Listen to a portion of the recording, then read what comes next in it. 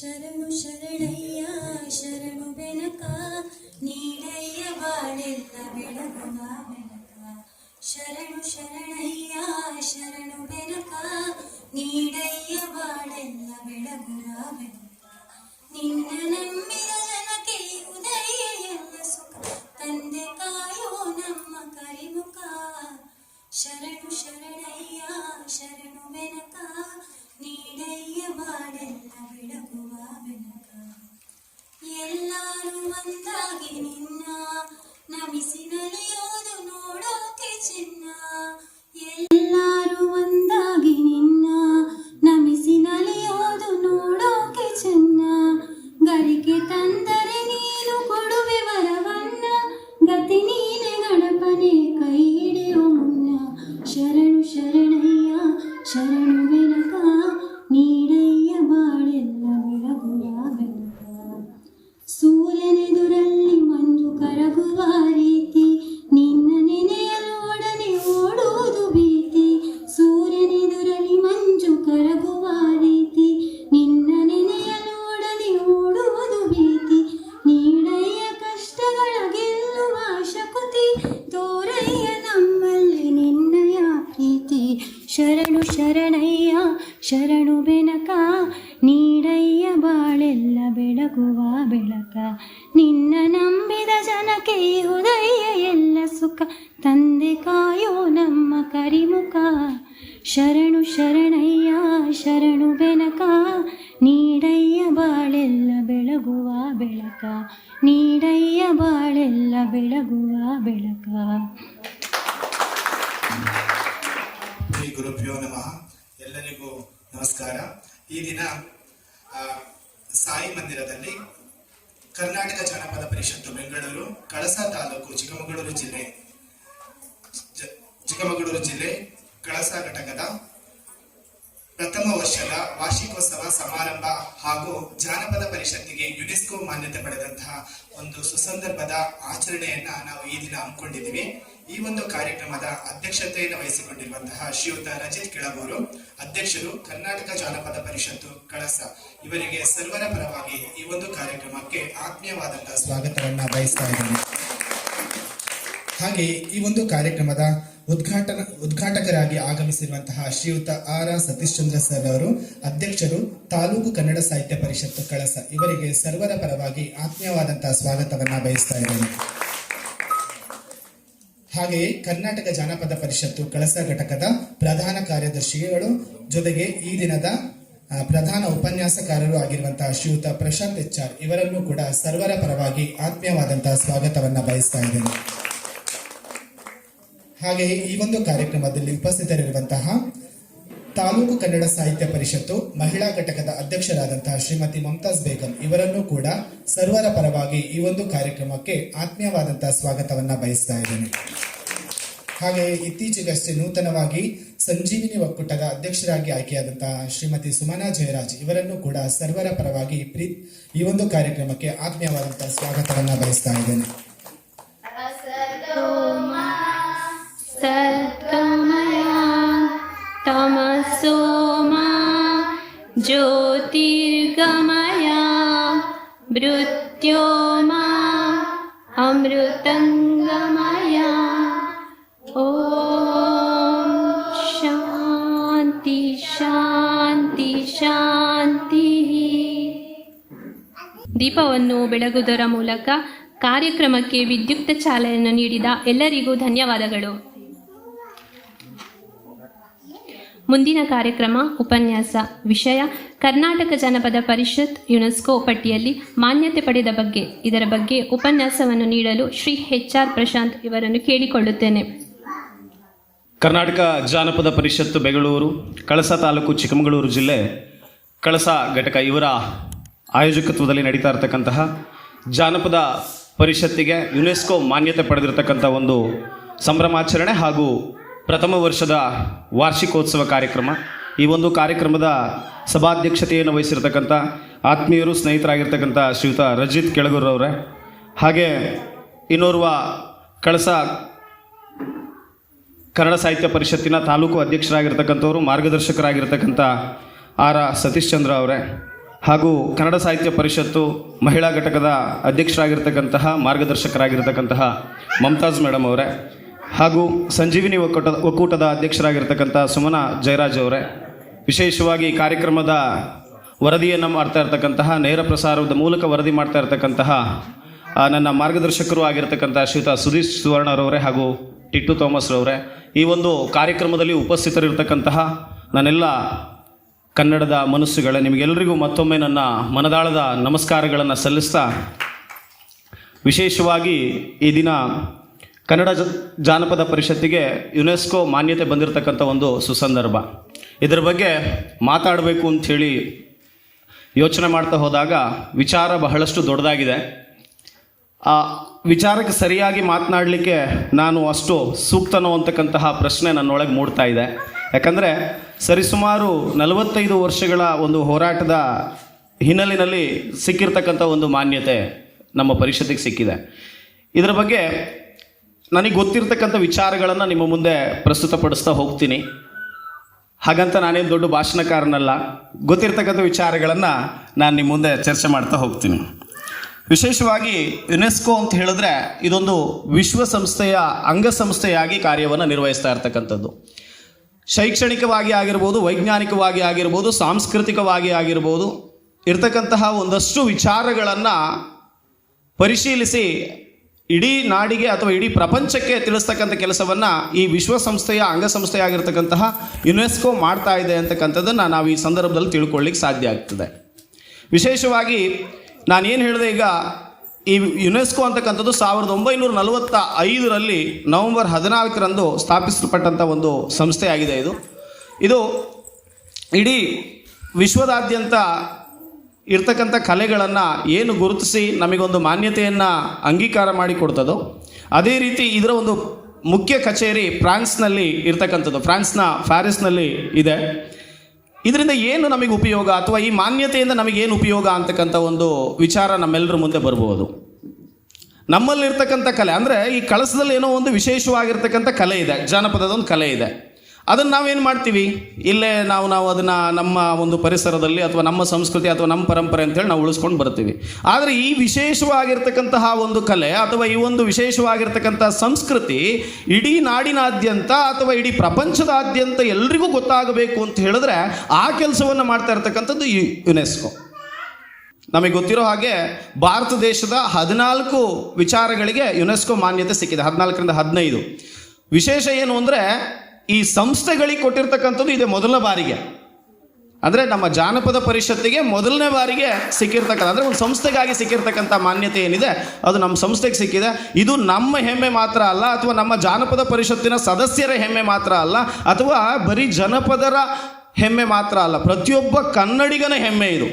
ಯಾಕೆ ನಾವೇನೋ ಜಾನಪದವನ್ನು ಉಳಿಸಿ ಬೆಳೆಸ್ತಕ್ಕಂಥವ್ರು ಅಂತೇಳಿ ಪಟ್ಟವನ್ನು ಕಿರೀಟವನ್ನು ಹೊತ್ಕೊಂಡು ಇಲ್ಲಿ ಯಾರೂ ಬಂದಿಲ್ಲ. ಎಲ್ಲರೂ ನಮ್ಮಲ್ಲಿರ್ತಕ್ಕಂತಹ ಅಳಿದು ಹೋಗ್ತಾ ಇರ್ತಕ್ಕಂಥ ಅದೆಷ್ಟೋ ಕಲೆಗಳನ್ನು, ಅದೆಷ್ಟೋ ವಿಚಾರಧಾರೆಗಳನ್ನು ಮುಂದಿಟ್ಟುಕೊಂಡು ಜೀವನವನ್ನು ನಡೆಸ್ತಾ ಇದ್ದೀವಿ. ಅದೇ ರೀತಿ ಈ ಸಂದರ್ಭದಲ್ಲಿ ಈ ಒಂದು ಸಂಭ್ರಮದ ಕಾರ್ಯಕ್ರಮವನ್ನು ನಾವು ಮಾತ್ರ ಮಾಡಿದ್ರೆ ಅದಕ್ಕೆ ಎಲ್ಲೋ ಪುಷ್ಟಿ ಬರೋದಿಲ್ವೇನೋ ಅಂಥೇಳಿ ಅಂದ್ಕೊಳ್ತೀನಿ ನಾನು. ಯಾಕೆ ಅಂತ ಹೇಳಿದ್ರೆ ಇದು ಇಡೀ ನಾಡಿನಲ್ಲಿರ್ತಕ್ಕಂಥ, ಕನ್ನಡ ನಾಡಿನಲ್ಲಿರ್ತಕ್ಕಂಥ ಪ್ರತಿಯೊಬ್ಬನ ಸಂಭ್ರಮ ಆಗಬೇಕು, ಪ್ರತಿಯೊಬ್ಬನ ಒಂದು ಖುಷಿ ಆಗಬೇಕು, ಪ್ರತಿಯೊಬ್ಬನ ಸಂತೋಷ ಈ ಸಂಭ್ರಮದಲ್ಲಿ ಸೇರ್ಕೊಳ್ಬೇಕು ಅಂತಕ್ಕಂಥದ್ದನ್ನು ಬಹಳಷ್ಟು ಖುಷಿಯಿಂದ, ಸಂತೋಷದಿಂದ ನಿಮ್ಮೆಲ್ಲರ ಮುಂದೆ ಹೇಳಲಿಕ್ಕೆ ಬಯಸ್ತೇನೆ.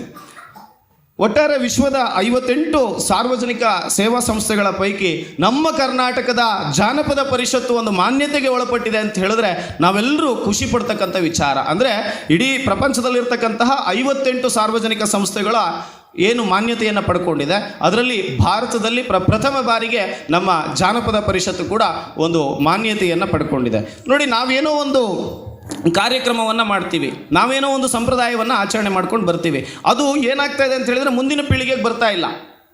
ಈ ರೀತಿಯಾಗಿರ್ತಕ್ಕಂಥ ನಮ್ಮ ಸಂಸ್ಕೃತಿ, ನಮ್ಮ ಕಲ್ಚರ್ ಏನಿದೆ, ನಮ್ಮದೇ ಆಗಿರ್ತಕ್ಕಂಥ ಒಂದು ಅಷ್ಟು ಆಚರಣೆಗಳೇನಿದ್ದಾವೆ, ವಿಚಾರಗಳೇನಿದ್ದಾವೆ, ಅವು ಇಲ್ಲಿಗೆ ಕೊನೆಯಾಗಬಾರ್ದು, ಮುಂದೆ ಹೋಗಬೇಕು ಅಂದಾಗ ಇಂತಹ ಒಂದಷ್ಟು ಪ್ರಶಸ್ತಿ, ಮಾನ್ಯತೆಗಳು ಅತಿ ಅಗತ್ಯವಾಗಿ ಬೇಕು. ನೋಡಿ, ಯುನೆಸ್ಕೋ ಅಂದರೆ ಏನು ಅಂತೇಳಿ ನಮಗೊಂದಷ್ಟು ಗೊತ್ತೇ ಇರಲಿಲ್ಲ.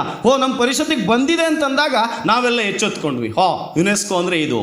ಈಗ ನಮಗೆ ಇಂಥದ್ರಿಂದ ಒಂದು ಮಾನ್ಯತೆ ಸಿಕ್ಕಿದೆ, ಎಲ್ಲೋ ನಮಗೊಂದು ರೀತಿ ನಾನೂ ಒಬ್ಬ ಜಾನಪದ ಪರಿಷತ್ತಿನ ಸದಸ್ಯನಾಗಿ ನನ್ನ ಕೋಡು ಒಂದು ಸ್ವಲ್ಪ ಅಥವಾ ಕಿವಿಗಳು ನೆಟ್ಟಗಾದ, ನಮಗೇನೋ ಒಂದು ಸ್ಪೆಷಲ್ ಆಗಿ ನಮ್ಮನ್ನು ವಿಶೇಷವಾಗಿ ನಮ್ಮನ್ನು ಗುರುತಿಸಿದ್ದಾರೆ ಅಥವಾ ನಮ್ಮ ಸಂಸ್ಥೆಯನ್ನು ಗುರುತಿಸಿದ್ದಾರೆ ಇಡೀ ವಿಶ್ವದಾದ್ಯಂತ ಅಂತ ಹೇಳಿ. ಹಾಗಾದರೆ ಈ ಒಂದು ಸಂಸ್ಥೆಗೆ ಈ ಮಾನ್ಯತೆ ಸಿಗಬೇಕು ಅಂತ ಹೇಳಿದ್ರೆ ನಾವು ಈಗ ಇತ್ತೀಚಿನ ದಿನಗಳಲ್ಲಿ ಎಲ್ರಿಗೂ ಗೊತ್ತಿರ್ತಕ್ಕಂಥ ವಿಚಾರ, ಮೈಸೂರು ಮತ್ತು ಬೆಂಗಳೂರು ರಾಜ್ಯ ಹೆದ್ದಾರಿನಲ್ಲಿ 15 ಎಕರೆಗಳಲ್ಲಿ ಒಂದು ಜಾನಪದ ಲೋಕ ಅಂತ ಹೇಳಿ ಒಂದು ಸೃಷ್ಟಿಯಾಗಿದೆ. ನಮ್ಮ ಅಧ್ಯಕ್ಷರು ದೊಡ್ಡ ಆಸೆ ಅದು, ಎಲ್ಲರೂ ಒಂದಿನ ಹೋಗಿ ಬರಬೇಕು ಅಂಥೇಳಿ. ಇಷ್ಟೊತ್ತಿಗಾಗಲೇ ಹೋಗಬೇಕಿತ್ತು, ಮುಂದಿನ ದಿನಗಳಲ್ಲಿ ನಾವೆಲ್ಲರೂ ಹೋಗೋಣ, ನೀವೆಲ್ಲ ಬನ್ನಿ ಅಂತೇಳಿ ಹೇಳ್ತೀನಿ. ಅಂದರೆ ಯಾಕೆ ಮಾನ್ಯತೆ ಸಿಕ್ತು ನಮಗೆ ಅಂತ ಹೇಳಿದ್ರೆ, ಅಲ್ಲಿ ಹೋಗಿ ನೋಡಿದ್ರೆ ನಮಗೆ ಗೊತ್ತಾಗ್ತದೆ ನಮ್ಮ ಪರಿಷತ್ತಿಗೆ ಯಾಕೆ ಮಾನ್ಯತೆ ಕೊಟ್ಟರು ಅಂಥೇಳಿ. ಅಂದರೆ ಈ ಕರ್ನಾಟಕದ ಅಥವಾ ಈ ಕನ್ನಡ ನಾಡಿನ ಅದೆಷ್ಟೋ ಸಂಪ್ರದಾಯಗಳು, ಅದೆಷ್ಟೋ ಆಚಾರ ವಿಚಾರಗಳು, ಅದೆಷ್ಟೋ ಸಂಸ್ಕೃತಿಗಳು ನಾಶವಾಗಿ ಹೋಗ್ತಾ ಇದೆ. ಅವೆಲ್ಲವನ್ನ ಜಾನಪದ ಲೋಕದ ಮೂಲಕ ಇಡೀ ನಾಡಿನ ಜನತೆಗೆ ತೋರಿಸ್ತಕ್ಕಂಥ ಕೆಲಸವನ್ನು ನಮ್ಮ ಪರಿಷತ್ತು ಮಾಡಿದೆ. ಹಾಗಾಗಿ ನಮಗೆ ಮಾನ್ಯತೆ ಸಿಕ್ಕಿದೆ ಸ್ನೇಹಿತರೆ. ಹೀಗೆ ಈ ಒಂದು ಮಾನ್ಯತೆಯನ್ನು ಪಡಿಬೇಕು ಅಂತ ಹೇಳಿದ್ರೆ ನಮಗೆ ಗೊತ್ತಿರೋ ಹಾಗೆ ಕಳೆದ ಜೂನ್ ತಿಂಗಳಲ್ಲಿ ನಮ್ಮ ರಾಜ್ಯಾಧ್ಯಕ್ಷರು ಯುನೆಸ್ಕೋಗೆ ಒಂದು ಮಾನ್ಯತೆಯ ಪತ್ರವನ್ನು ಬರೀತಾರೆ, ಅರ್ಜಿಯನ್ನು ಹಾಕಿರ್ತಾರೆ. ನಮ್ಮ ಸಂಸ್ಥೆ ಇಷ್ಟೆಲ್ಲ ಕೆಲಸ ಕಾರ್ಯಗಳನ್ನು ಮಾಡ್ಕೊಂಡು ಬಂದಿದೆ, ನಮ್ಮ ನಾಡಿನ ಜಾನಪದ ಪ್ರಕೃತಿಯನ್ನು ಉಳಿಸ್ತಕ್ಕಂಥ ಕೆಲಸವನ್ನು ಮಾಡಿದೆ, ಹಾಗಾಗಿ ನಮಗೆ ಮಾನ್ಯತೆಯನ್ನು ಕೊಡಿ ಅಂಥೇಳಿ ಅದಕ್ಕೆ ಸೆಪ್ಟೆಂಬರ್ ತಿಂಗಳಿನಲ್ಲಿ ಅದಕ್ಕೆ ಮಾನ್ಯತೆ ಸಿಗ್ತದೆ. ಅದರ ಪ್ರತೀಕವಾಗಿ ನಾವು ಇವತ್ತೆಲ್ಲರೂ ಕೂಡ ಎಲ್ಲ ಜಾನಪದ ಪರಿಷತ್ತಿನ ಎಲ್ಲ ಘಟಕಗಳು ಕೂಡ ನಾವು ಸಂಭ್ರಮಾಚರಣೆಯನ್ನು ಆಚರಣೆ ಮಾಡ್ತಾ ಇದ್ದೀವಿ. ನಾನು ನಿಮ್ಮೆಲ್ಲರಲ್ಲಿ ಈ ಒಂದು ಸುಸಂದರ್ಭದಲ್ಲಿ ಕೈ ಜೋಡಿಸಿ ವಿನಂತಿಸ್ಕೊಳ್ತಕ್ಕಂಥದ್ದು ಏನು ಅಂತ ಹೇಳಿದ್ರೆ, ಅದೆಷ್ಟೋ ಸುಗ್ಗಿ ಹಬ್ಬದಲ್ಲಿ ಹಾಡ್ತಕ್ಕಂತಹ ಹಾಡುಗಳಾಗಿರ್ಬೋದು, ನೃತ್ಯಗಳಾಗಿರ್ಬೋದು, ಅಥವಾ ನಮ್ಮ ಯಕ್ಷಗಾನ ನಿಜವಾಗಿ ಅದೊಂದು ಕರಾವಳಿಯ ಗಂಡು ಕಲೆ ಅಂತ ಹೇಳಿ ನಾವು ಹೇಳ್ತೀವಿ. ಆದರೆ ನಮ್ಮ ಮಲೆನಾಡಿನ ಅರ್ಧಕ್ಕರ್ಧದಷ್ಟು ಜನ ಯಕ್ಷಗಾನದಲ್ಲಿ ಆಸಕ್ತರಿದ್ದಾರೆ, ಯಕ್ಷಗಾನ ಕಲಾವಿದರಿದ್ದಾರೆ, ಯಕ್ಷಗಾನವನ್ನು ನೋಡ್ತಕ್ಕಂಥ ಪ್ರೇಕ್ಷಕರಿದ್ದಾರೆ. ಆದರೆ ಅದು ಈ ತಲೆಮಾರಿಗೆ ಮುಗಿದು ಹೋಗಬಾರದು, ಮುಂದಿನ ದಿನಗಳಿಗೆ ಬರಬೇಕು. ಇವತ್ತೇನಾಗಿದೆ ಅಂತ ಹೇಳಿದರೆ, ಇಂಥ ಒಂದು ಕಾರ್ಯಕ್ರಮದಲ್ಲಿ 100 ಜನ ಸೇರಿಸ್ತಕ್ಕಂಥ ದೊಡ್ಡ ಕಷ್ಟ ಆಗಿದೆ. ಯಾರು ಕೂಡ ಬರೋದಿಲ್ಲ. ಯಾಕೆ ಹೇಳಿ? ಎಲ್ಲ ಅವ್ರ ಮೊಬೈಲಲ್ಲಿ ಏನೇನು ಬೇಕು ಎಲ್ಲವೂ ಸಿಕ್ಕಿಬಿಡ್ತದೆ, ಅಲ್ಲೇ ನೋಡ್ತಾ ಕೂತಿರ್ತಾರೆ. ಅದು ಯುನೆಸ್ಕೋ ಏನು ಅಂತ ಹೇಳಿದ್ರೆ ಒಂದು 5 ನಿಮಿಷದಲ್ಲಿ ಹೊಡೆದು ಬಿಡ್ಬೋದು. ಇನ್ನೇನು ಅಲ್ಲಿ ಪ್ರಶಾಂತ್ ಮಾತಾಡೋದನ್ನು ಕೇಳೋದಕ್ಕೆ ಹೋಗ್ಬೇಕಾ, ಇಲ್ಲೇ ನೋಡ್ಕೊಂಡ್ಬಿಡ್ಬೋದು ಅನ್ನೋಂಥ ಮನಸ್ಥಿತಿ. ಈ ಸಂಘ ಸಂಸ್ಥೆಗಳಿಗೆ ದಯವಿಟ್ಟು ಎಲ್ಲರೂ ಸೇರ್ಕೊಳ್ಬೇಕು. ಇದರಿಂದಾಗಿ ಈ ಜಾನಪದ ಕಲೆ ಅಂತಕ್ಕಂಥದ್ದು ಮಾತ್ರ ಅಲ್ಲ, ಮನುಷ್ಯ ನಡುವಿನ ಇರ್ತಕ್ಕಂಥ ಒಂದು ಸಂಬಂಧ ಅಥವಾ ಬಾಂಧವ್ಯ ವೃದ್ಧಿಸ್ಕೊಳ್ಳಿಕ್ಕೆ ಸಾಧ್ಯ ಆಗ್ತದೆ. ಹಾಗಾಗಿ ನಮ್ಮೆಲ್ಲರ ಹಿರಿಯರು, ಮಾರ್ಗದರ್ಶಕರು, ಹಾಗೆ ಮಾಜಿ IAS ಅಧಿಕಾರಿಗಳಾಗಿರ್ತಕ್ಕಂಥ ನಾಗೇಗೌಡ ಅವರ ಕನಸಿನ ಹಾದಿಯಲ್ಲಿ ನಾವೆಲ್ಲ ಇವತ್ತು ನಡೀತಾ ಇದ್ದೀವಿ. ಇವತ್ತೇನಾದರೂ ಕರ್ನಾಟಕ ಜಾನಪದ ಪರಿಷತ್ ಹೆಮ್ಮೆಯಿಂದ ಯುನೆಸ್ಕೋ ಮಾನ್ಯತೆಯನ್ನು ಪಡ್ಕೊಂಡಿದೆ ಅಂತ ಹೇಳಿದ್ರೆ ಅದರಲ್ಲಿ ಅವರ ಪಾತ್ರ ಬಹಳಷ್ಟು ಮುಖ್ಯವಾಗಿರ್ತಕ್ಕಂಥದ್ದು. ಅವರಿಗೆ ಇನ್ನು ಹೆಚ್ಚಿನ ಈ ಒಂದು ಜಾನಪದ ಪರಿಷತ್ತಿನಲ್ಲಿ ನಾವು ದುಡಿಯೋ ಮೂಲಕ ಅವರಿಗೊಂದು ಶಕ್ತಿಯಾಗೋಣ, ಅವರ ಕನಸಿಗೆ ನಾವೆಲ್ಲರೂ ಕೂಡ ಸ್ಫೂರ್ತಿಯಾಗೋಣ ಅಂತಕ್ಕಂಥ ಮಾತುಗಳನ್ನು ಹೇಳ್ತಾ, ವಿಶೇಷವಾಗಿ ಈ ಒಂದು ವೇದಿಕೆಯಲ್ಲಿ ನನಗೆ ಅವಕಾಶ ಮಾಡಿಕೊಟ್ಟಂಥ ನಿಮಗೆಲ್ಲರಿಗೂ ವಂದನೆಯನ್ನು ಸಲ್ಲಿಸ್ತಾ ಅವಕಾಶಕ್ಕಾಗಿ ಧನ್ಯವಾದಗಳನ್ನು ಸಲ್ಲಿಸ್ತೇನೆ. 1 ವರ್ಷದ ಕಾರ್ಯಕ್ರಮ ಅತಿ ಯಶಸ್ವಿಯಾಗಿ ನೆರವೇರಿಸಿದ್ದಾರೆ. ಮತ್ತು ಇದು ಸಾಧಾರಣದ ಮಾತಲ್ಲ. ಯಾಕೆಂತ ಹೇಳಿದರೆ ಇದು ಮಾಡಿದವರಿಗೆ ಗೊತ್ತು ಕಾರ್ಯಕ್ರಮ ಹೇಗೆ ಮಾಡಬೇಕು. ಆಯೋಜನೆ ಮಾಡೋದು ದೊಡ್ಡ ವಿಷಯ ಅಲ್ಲ, ಆದರೆ ಮಾಡೋದು ಭಾಳ ಕಷ್ಟ. ಜಾನಪದ ಕಲೆಯನ್ನು ಉಳಿಸಿ ಬೆಳೆಸುವಂಥ ಕಾರ್ಯಕ್ರಮ ರಜಿತ್ ಅವರು ಅತ್ಯಂತ ಯಶಸ್ವಿಯಾಗಿ ನಡೆಸ್ಕೊಂಡು ಹೋಗ್ತಾ ಇದ್ದಾರೆ. ಇದು ಮುಂದಿನ ದಿನಗಳಲ್ಲಿ ಇನ್ನಷ್ಟು ಆಗಲಿ ಅಂತ ಹೇಳ್ತೇನೆ. ಹಾಗೆ ಜಾನಪದ ಪರಿಷತ್ತು ಒಂದು ನಮ್ಮ ಕರ್ನಾಟಕದ ಬೆಂಗಳೂರಿನಲ್ಲಿ ಇರುವಂಥ ನಾಗೇಗೌಡರ ಒಂದು ಜಾನಪದ ಪರಿಷತ್ತು ಅಲ್ಲಿ ತುಂಬ ಅತ್ಯುತ್ತಮವಾಗಿ ಕಾರ್ಯವನ್ನು ಮಾಡಿದ್ದಾರೆ. ಅದನ್ನು ಸಂಗ್ರಹವು ಅತ್ಯಂತ ಯಶಸ್ವಿಯಾಗಿ ಅದನ್ನು ನಡೆಸ್ಕೊಂಡು ಬರ್ತಾ ಇದ್ದಾರೆ. ಮುಂದಿನ ದಿನಗಳಲ್ಲಿ ಅದನ್ನು ನಾವು ಒಮ್ಮೆ ನೋಡಬೇಕು ಅಂತ, ಪ್ರತಿಯೊಬ್ಬರು ಅದನ್ನೊಮ್ಮೆ ನೋಡಿ ಅದನ್ನು ಅನುಭವಿಸಬೇಕು ಅಂತ ನಾನು ಕೇಳ್ಕೊಳ್ತಿದ್ದೇನೆ. ಹಾಗೂ ತಮ್ಮಲ್ಲಿ ಇರ್ತಕ್ಕಂತಹ ಕೆಲವೊಂದು ಜಾನಪದ ಪರಿಕರಗಳನ್ನಿದ್ದರೆ ಅದನ್ನು ಸಂಗ್ರಹ ಯೋಗ್ಯವಾಗಿ ಇಲ್ಲದಿದ್ದು ಅಥವಾ ಇದ್ದದ್ದನ್ನು ದಯಮಾಡಿ ಅದನ್ನು ಸಂರಕ್ಷಿಸಲಿಕ್ಕೆ ಒಂದು ವ್ಯವಸ್ಥೆ ಮಾಡಿಕೊಳ್ಬೇಕಾಗ್ತದೆ. ಹಾಗೆ ಇನ್ನೊಂದು ಈ ಸಂದರ್ಭದಲ್ಲಿ ಹೇಳಲಿಕ್ಕೆ, ನಮ್ಮ ನಾಡಿದ್ದು ನಡೆಯುವಂಥ ಕನ್ನಡ ರಾಜ್ಯ ಸಮ್ಮೇಳನದ ಅಧ್ಯಕ್ಷರಾಗಿ ನಮ್ಮ ಜಾನಪದ ಗುರುಗಳಾದ ಶ್ರೀ ಗುರು ಚನ್ನಬಸಪ್ಪನವರು ಆಯ್ಕೆಯಾಗಿದ್ದಾರೆ. ನಾನು ಈ ಸಂದರ್ಭದಲ್ಲಿ ತಮ್ಮೆಲ್ಲರ ಪರವಾಗಿ ಅವರಿಗೆ ಅಭಿನಂದನೆಗಳು ತಿಳಿಸ್ತೇನೆ. ಹಾಗೆಯೇ ಜಾನಪದ ಇನ್ನಷ್ಟು ಮುಂದುವರಿಲಿ, ಬೆಳೀಲಿ ಅಂತ ಹೇಳ್ತಾ ನಾನು ಈ ಸಂದರ್ಭದಲ್ಲಿ ನನ್ನ ಮಾತಿಗೆ ಮುಗಿಸ್ತೇನೆ. ಧನ್ಯವಾದ. ಬಹಳ ಚಿಕ್ಕವಾಗಿ ಚೊಕ್ಕವಾಗಿ ಕರ್ನಾಟಕ ಜಾನಪದ ಪರಿಷತ್ ಬಗ್ಗೆ ತಮ್ಮ ಅನಿಸಿಕೆಗಳನ್ನು ನಮ್ಮನ್ನು ಉದ್ದೇಶಿಸಿ ಮಾತನಾಡಿದ ಆರ್ ಸತೀಶ್ ಚಂದ್ರ ಇವರಿಗೆ ತುಂಬು ಹೃದಯದ ಧನ್ಯವಾದಗಳು. ಹಾಗೆ ಇನ್ನೋರ್ವ ಗೌರವಿತರಾದ ಶ್ರೀಮತಿ ಮಮತಾಜ್ ಬೇಗಂ ಅವರು ಈ ಕಾರ್ಯಕ್ರಮವನ್ನು ಉದ್ದೇಶಿಸಿ ಒಂದೆರಡು ಅನಿಸಿಕೆಗಳನ್ನು ನಮ್ಮೊಂದಿಗೆ ಹಂಚಿಕೊಳ್ಳಬೇಕಾಗಿ ಕೇಳಿಕೊಳ್ಳುತ್ತೇನೆ. ಇದೆಲ್ಲ ನಮ್ಮ ಅದೃಷ್ಟ ಅಂತ ತಿಳ್ಕೊಬೇಕು ರಜಿತ್ ಅವರೇ. ನೋಡಿ, ಇವತ್ತಿಗೆ 1 ವರ್ಷ ಪೂರೈಸಿದ್ದಾರೆ ಇವರು. 1 ವರ್ಷದ ಹಿಂದೆ ನನ್ನ ಮನೆಗೆ ಬಂದರು ಅವರು. ಬಂದುಬಿಟ್ಟು ಇಂಥ ಒಂದು ಅವಕಾಶ ಬಂದಿದೆ ಮೇಡಮ್, ಏನು ಮಾಡೋಣ ಅಂತ ಕೇಳಿದರು. ಬಹಳ ಒಳ್ಳೆ ಕೆಲಸ ಮಾಡ್ತಾಯಿದ್ದೀರಾ ರಜಿತ್ ಅವರೇ, ಇದು ನಿಮಗೆ ಸೂಕ್ತವಾದ ಒಂದು ಅವಕಾಶ ಅಂತ ನಾನು ಹೇಳಿದೆ. ಯಾಕಂತ ಹೇಳಿದರೆ ನಾನು ಅವರನ್ನು ರಾಜಕೀಯವಾಗಿ ನಾವಿಬ್ಬರು ಒಂದೇ ಪಕ್ಷದಲ್ಲಿ ಕೆಲಸ ಮಾಡ್ತಾ ಇದ್ದವರು ಸಹ, ಅದಲ್ಲದೆ ಕನ್ನಡದ ಇದು ನಮ್ಮ ಕಳಸದಲ್ಲಿ ಎಷ್ಟು ವಾಟ್ಸಪ್ ಗ್ರೂಪ್ಗಳಿದ್ದಾವೆ ಅದೆಲ್ಲ ಗ್ರೂಪ್ಗಳಲ್ಲಿ ಬಹಳ ಚೆನ್ನಾಗಿ ಬರಿತಾ ಇದ್ರು. ನಾವು ನಿಜವಾಗಿ ಒಂದು ಪರಿಚಯಕ್ಕೆ ಬಂದಿದ್ದಂದರೆ ನಾವು ಈ ಜಾನಪದ ಪರಿಷತ್ತಿನ ಈ ಒಂದು ಸಂಘಟನೆ ಮೂಲಕ ಅಂತ ನನಗೆ ಹೇಳೋಕ್ಕೆ ಸಂತೋಷ ಆಗುತ್ತೆ. ಜಾನಪದ ಅಂದರೆ ಇದಕ್ಕೆ ಕರ್ತೃಗಳಿಲ್ಲ ಯಾರು. ಮಾತಿನಿಂದ ಅಂದರೆ ಜನ ಬಳಕೆಯಲ್ಲಿ ಬರುವಂತಹ ಏನು ಮಾತುಗಳು, ಏನು ಹಾಡುಗಳು, ಜಾನಪದ ನಾವು ಎಲ್ಲೆಲ್ಲಿ ಕಾಣಿಸ್ತೀವಿ ಅಂತ ಅಂದರೆ ಅದು ನಿಜವಾದ ಗ್ರಾಮೀಣ ಪ್ರದೇಶದಲ್ಲಿ ಬೆಳಗ್ಗಾದಾಗಿನಿಂದ ಹಿಡಿದು ಸಂಜೆಯವರೆಗೂ ನಾವು ಏನು ನಮ್ಮ ದಿನನಿತ್ಯದ ಚಟುವಟಿಕೆ ಇದೆ ಅದರಲ್ಲಿ ಎಲ್ಲದರಲ್ಲೂ ನಾವು ಜಾನಪದವನ್ನು ಕಾಣ್ತಾ ಹೋಗ್ತೇವೆ. ಅಷ್ಟೇ ಅಲ್ಲದೆ ನಮ್ಮ ಎಲ್ಲ ಹಬ್ಬ ಹರಿದಿನಗಳಲ್ಲೂ ಸಹ, ಅದರಲ್ಲೂ ಮುಖ್ಯವಾಗಿ ನಾವು ಅಂಟಿಕೆ ಪಿಂಟಿಕೆ ಅನ್ನೋದು ದೀಪಾವಳಿ ಸಂದರ್ಭದಲ್ಲಿ ಬರುವಂಥ ದೊಡ್ಡ ಜಾನಪದ ಕಲೆ. ಅದನ್ನು ನಾವು ಬಹಳ ಸಂಭ್ರಮದಿಂದ ಈ ಸಲ ನಾವು ಅದನ್ನು ನೋಡೋಕ್ಕೆ ಅವಕಾಶ ಮಾಡಿಕೊಟ್ರು ನಮ್ಮ ಅಧ್ಯಕ್ಷರು. ಅದಕ್ಕೆ ಪೂರ್ಣಚಂದ್ರ ಅವರು ಸಹ ಬಹಳ ಜೊತೆಗೂಡಿ ಆವತ್ತಿನ ಅಲ್ಲಿಯ ಸತೀಶ್ ಭಟ್ರಿಗೂ ಸಹ ನಾವು ಈಗ ನೆನೆಸ್ಕೋಬೇಕು. ತುಂಬ ಚೆನ್ನಾಗಿ ನಡೀತು. ಮತ್ತು ಅಲ್ಲಿಗೆ ಬಂದಂತಹ ಎಲ್ಲ ಕಲಾವಿದರು ಸಹ ಬಹಳ ಸಂಭ್ರಮದಿಂದ ಆ ಕಾರ್ಯಕ್ರಮವನ್ನು ನಡೆಸ್ಕೊಟ್ರು. ಈ ಕಾರ್ಯಕ್ರಮ ನಿಮ್ಮ ಜಾನಪದ ಪರಿಷತ್ತಿಗೆ ದೊಡ್ಡ ಖ್ಯಾತಿನ ತಂದುಕೊಟ್ಟಿದೆ ರಜಿತ್ ಅವರು. ಎಲ್ಲ ನದಿಗಳು ತುಂಬಿ ಹರಿತಿಗೆ ಅವರಿಗೆ ತಲೆಗೆ ಹೋಯಿತು, ಯಾಕೆ ನಾವು ಬಾಗಿನ ಅರ್ಪಿಸಬಾರ್ದು ಅಂತ ಹೇಳ್ಬಿಟ್ಟು. ಬಹಳ ಸುಂದರವಾದ ಕಾರ್ಯಕ್ರಮ ಅದು. ನಮಗಾವತ್ತು ತುಂಬ ತೊಂದರೆನೂ ಕೊಟ್ಟರು.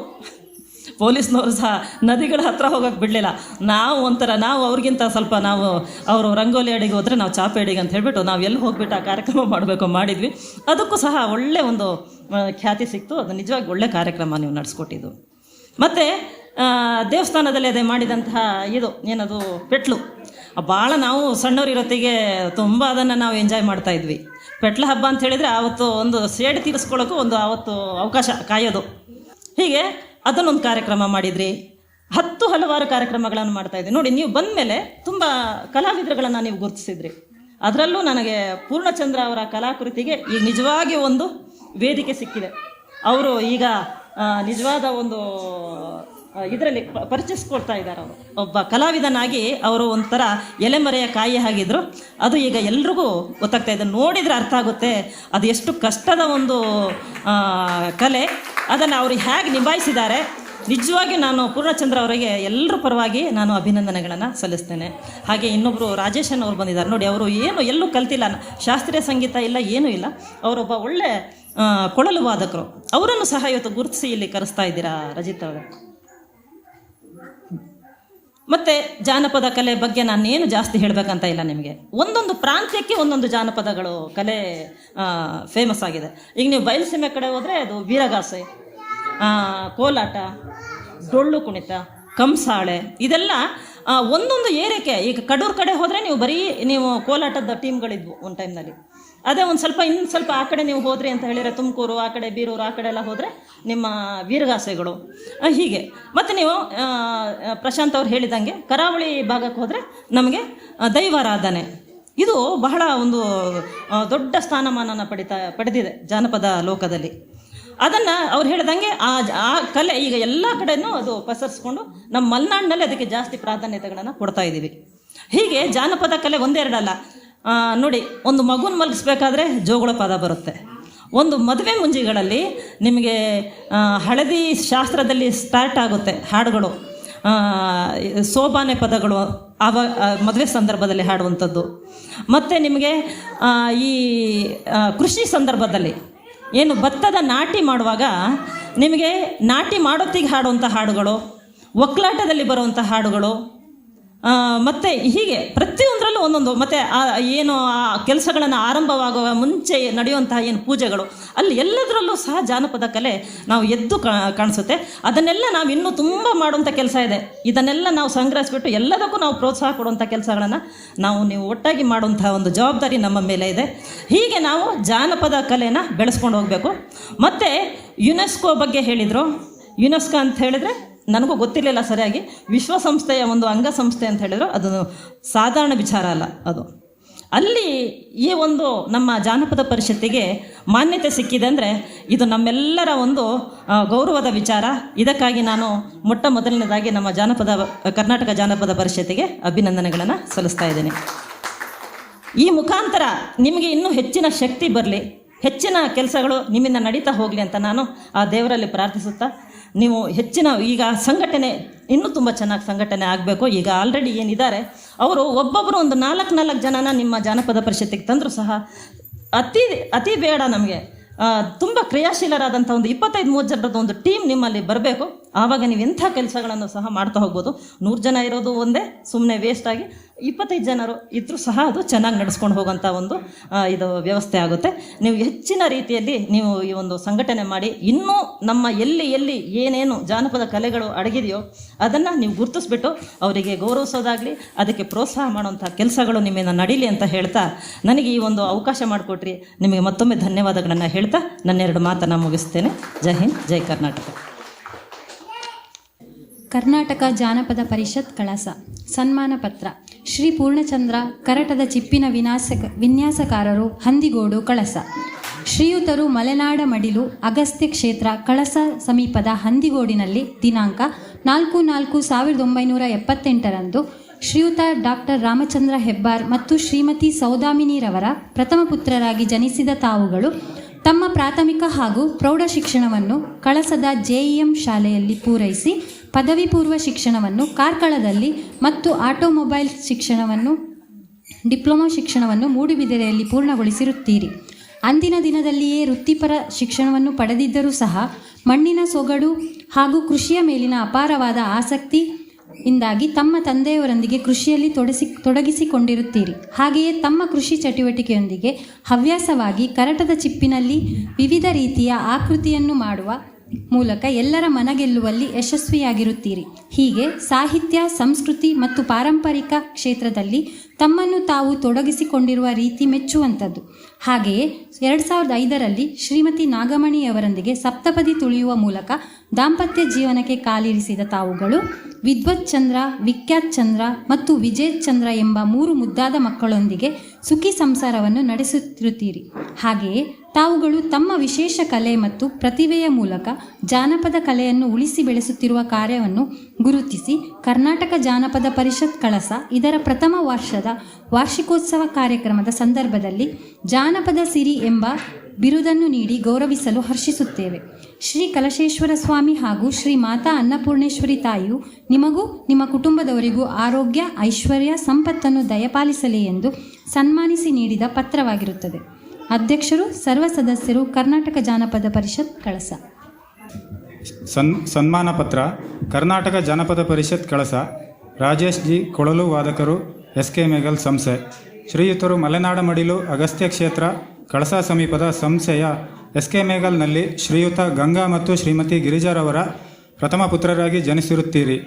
ಬಡತನ ಹಾಗೂ ಜವಾಬ್ದಾರಿಯ ಕಾರಣದಿಂದಾಗಿ 8ನೇ ತರಗತಿಗೆ ವಿದ್ಯಾಭ್ಯಾಸವನ್ನು ಮೊಟಕುಗೊಳಿಸಿದ ನೀವು ಬದುಕಿಗಾಗಿ ಕೂಲಿ ಕೆಲಸವನ್ನು ಅರಸಿದರೂ ಸಹ ಸಂಸಾರ ಸಾಗರದಲ್ಲಿ ಜಿಂದಗಾಣಿಯನ್ನು ಬಹಳ ಯಶಸ್ವಿಯಾಗಿ ಸಾಗಿಸುತ್ತಿರುತ್ತೀರಿ.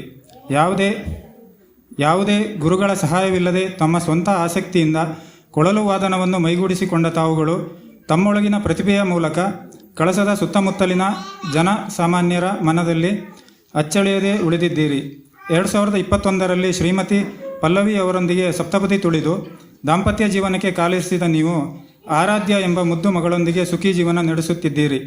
ತಾವುಗಳು ತಮ್ಮ ಕೊಳಲು ವಾದನದ ಮೂಲಕ ಜನಪದ ಕಲೆಯನ್ನು ಉಳಿಸಿ ಬೆಳೆಸುತ್ತಿರುವ ಕಾರ್ಯವನ್ನು ಗುರುತಿಸಿ ಕರ್ನಾಟಕ ಜನಪದ ಪರಿಷತ್ ಕಳಸ ಇದರ ಪ್ರಥಮ ವರ್ಷದ ವಾರ್ಷಿಕೋತ್ಸವದ ಕಾರ್ಯಕ್ರಮದ ಸಂದರ್ಭದಲ್ಲಿ ಜಾನಪದ ಸಿರಿ ಎಂಬ ಬಿರುದನ್ನು ನೀಡಿ ಗೌರವಿಸಲು ಹರ್ಷಿಸುತ್ತೇವೆ. ಶ್ರೀ ಕಳಶೇಶ್ವರ ಸ್ವಾಮಿ ಹಾಗೂ ಶ್ರೀ ಮಾತಾ ಅನ್ನಪೂರ್ಣೇಶ್ವರಿ ತಾಯಿಯು ನಿಮಗೆ ನಿಮ್ಮ ಕುಟುಂಬದವರಿಗೂ ಆರೋಗ್ಯ, ಐಶ್ವರ್ಯ, ಸಂಪತ್ತನ್ನು ದಯಪಾಲಿಸಲಿ ಎಂದು ಸನ್ಮಾನಿಸಿ ನೀಡಿದ ಪತ್ರವಾಗಿರುತ್ತದೆ. ಅಧ್ಯಕ್ಷರು, ಸರ್ವ ಸದಸ್ಯರು, ಕರ್ನಾಟಕ ಜಾನಪದ ಪರಿಷತ್ ಕಳಸ. ಅಭಿನಂದನಾ ಪತ್ರ ಓದಿದ ಸುನಿಲ್ ಮಸಿಗದ್ದಿಯವರಿಗೆ ತುಂಬ ಹೃದಯದ ಧನ್ಯವಾದಗಳು.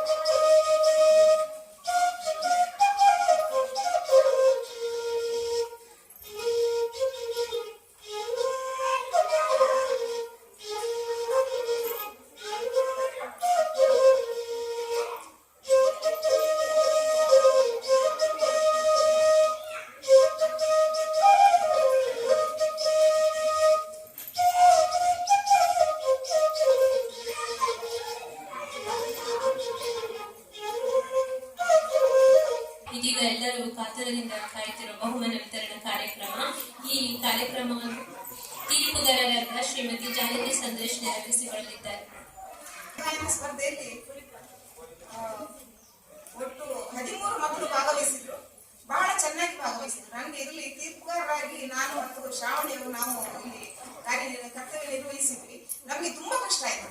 ಹೇಗೆ ಈ ಮಕ್ಕಳಿಗೆ ಮಾರ್ಕ್ಸ್ ಹಾಕುದು ಹೇಗೆ ಅಂತ. ಯಾಕಂದ್ರೆ ಎಲ್ಲ ಮಕ್ಕಳು ಒಬ್ಬರಿಗಿಂತ ಒಬ್ರು ಚಂದ ಹಾಡಿದ್ದಾರೆ, ಒಬ್ಬರಿಗಿಂತ ಒಬ್ರು ಚಂದ. ಆ ಒಂದು ಶ್ರುತಿ ಜ್ಞಾನ, ಅವರು ಒಂದು ನೆನಪಿಟ್ಕೊಂಡು ಅಷ್ಟು ಉದ್ದದ ಹಾಡುಗಳ ಜನಪದ ಗೀತೆಗಳನ್ನು ದೊಡ್ಡ ಫುಲ್ ಪೂರ್ತಿ ಮೆಮೊರೈಸ್ ಮಾಡಿ ಎಲ್ಲ ಯಾರು ನೋಡ್ಕೊಂಡು ಹೇಳಿಲ್ಲ, ಎಲ್ಲ ಒಂಚೂರು ನೋಡಿರ್ಬೋದೇನ.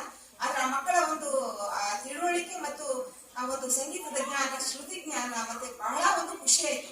ಅಷ್ಟು ಹೆಮ್ಮೆ ಅನ್ಸುತ್ತೆ. ಯಾರು ಎಲ್ಲ ಮಕ್ಕಳು ತುಂಬಾ ಚೆನ್ನಾಗಿ ಎಬೋ ಆವರೇಜ್ ಎಲ್ಲ ಮಕ್ಕಳು ಕೂಡ ಇದು ಸಾಮಾನ್ಯಕ್ಕಿಂತ ಮೇಲ್ಮಟ್ಟದಲ್ಲೇ ಇದು ಹಾಡುಗಾರಿಕೆ ಕಾರ್ಯಕ್ರಮವನ್ನು ನೀಡಿದ್ದಾರೆ. ಆದ್ರೆ ಬಹುಮಾನವನ್ನು ನಾವು ಕೊಡುವುದು ಅನಿವಾರ್ಯ ಆಗ್ಬಿಡುತ್ತೆ. ಸ್ಪರ್ಧೆಯಿಂದ ಬಹುಮಾನ ಒಂದು ನೆಪ ಮಾತ್ರವಾಗಿ ನಾವು ಕೊಡ್ತೀವಿ. ಆದ್ರೆ ಎಲ್ಲ ಮಕ್ಕಳು ತುಂಬಾ ಚೆನ್ನಾಗಿ ಹಾಡಿದ್ದಾರೆ. ಇದರಲ್ಲಿ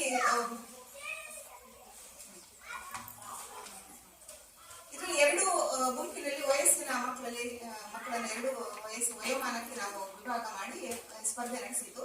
ಮೊದಲನೇದು 6 ರಿಂದ 10 ವರ್ಷ ವಯಸ್ಸಿನ ಮಕ್ಕಳು. ಸೊ ಇದರಲ್ಲಿ ಮೊದಲನೇ ಬಹುಮಾನ ಗಳಿಸಿದ್ದು ಕುಮಾರಿ ತನು. ಎರಡನೇ ಬಹುಮಾನ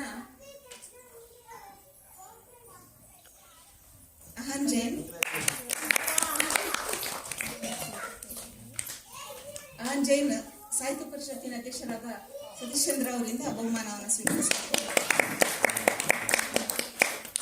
ಅವರಿಗೆ ಹೇಳಲಾಗಿತ್ತು ಮಕ್ಕಳು ಬಹಳ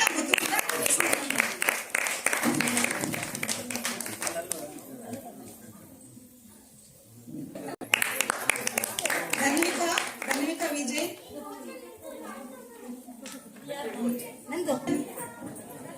ಸೃಜನ್,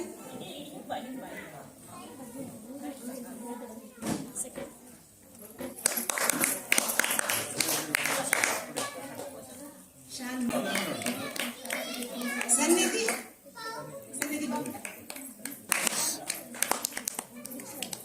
ಮುಂದಿನ ವಿಭಾಗ 11 ರಿಂದ 16 ವರ್ಷ ವಯಸ್ಸಿನ ಮಕ್ಕಳಿಗೆ. ಇದರಲ್ಲಿ ಪ್ರಥಮ ಬಹುಮಾನ ರಂಜಿತಾ.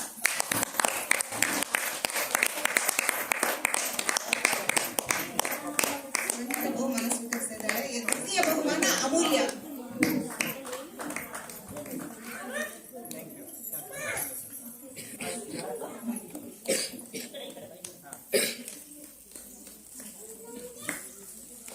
ಸಮಾಧಾನಕರ ಅಪೇಕ್ಷಾ.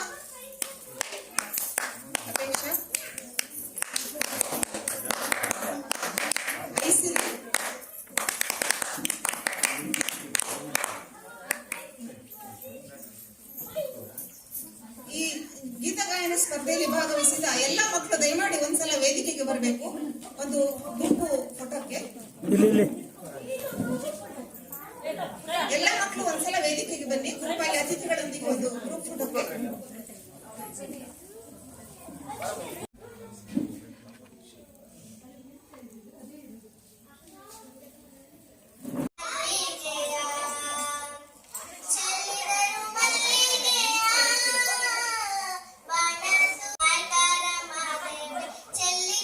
ಮಲ್ಲಿಗೆಯ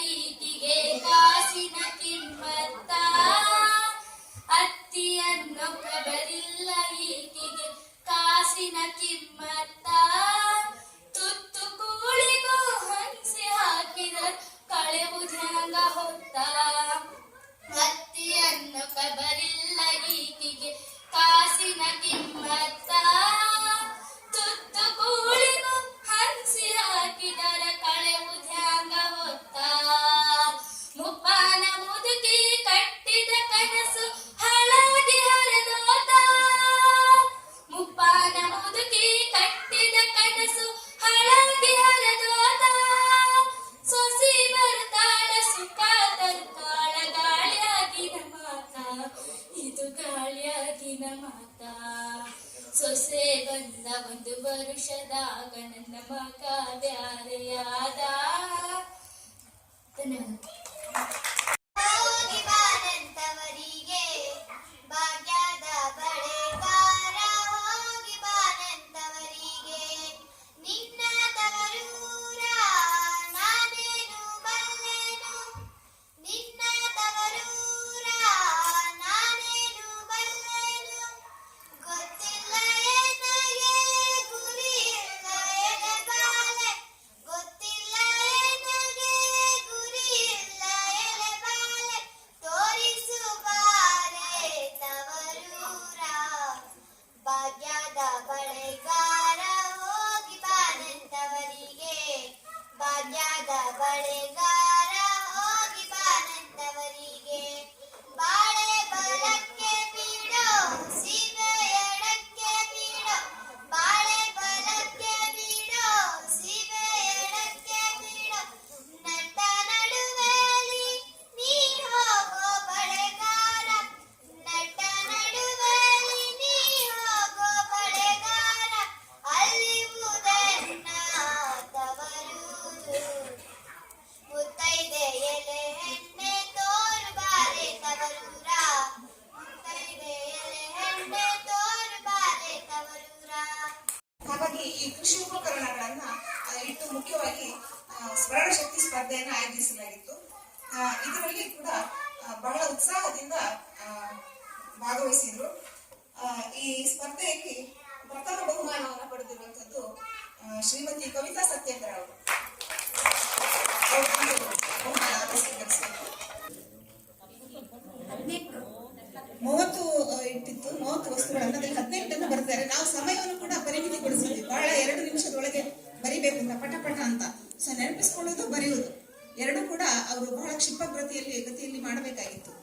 ಈ ಸ್ಪರ್ಧೆಯಲ್ಲಿ ದ್ವಿತೀಯ ಬಹುಮಾನವನ್ನ ಪಡೆದಿರುವವರು ಡಬಲ್ ಧಮಾಕ ನಮ್ಮ ಇಂದಿನ ಮುಖ್ಯ ಅತಿಥಿಗಳಲ್ಲಿ ಒಬ್ಬರಾದಂತಹ ಶ್ರೀಮತಿ ಸುಮನಾ ಜಯರಾಜ್ ಅವರು.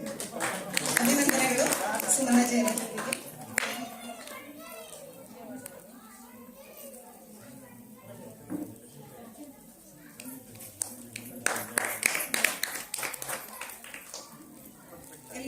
ವಿಡಿಯೋ ಇಷ್ಟ ಆದ್ರೆ ದಯವಿಟ್ಟು ಲೈಕ್ ಮಾಡಿ ಹಾಗೂ ಸಬ್ಸ್ಕ್ರೈಬ್ ಮಾಡಿ. ಪಕ್ಕದಲ್ಲಿ ಇರೋ ಬೆಲ್ ಐಕಾನ್ ಒತ್ತಿ ಮುಂಬರುವ ವಿಡಿಯೋಗಳ ನೋಟಿಫಿಕೇಶನ್ ಪಡೆದುಕೊಳ್ಳಿ ಹಾಗೂ ಈ ವಿಡಿಯೋನ ಶೇರ್ ಮಾಡಿ ಎಲ್ಲರೊಂದಿಗೆ ಹಂಚಿಕೊಳ್ಳಿ.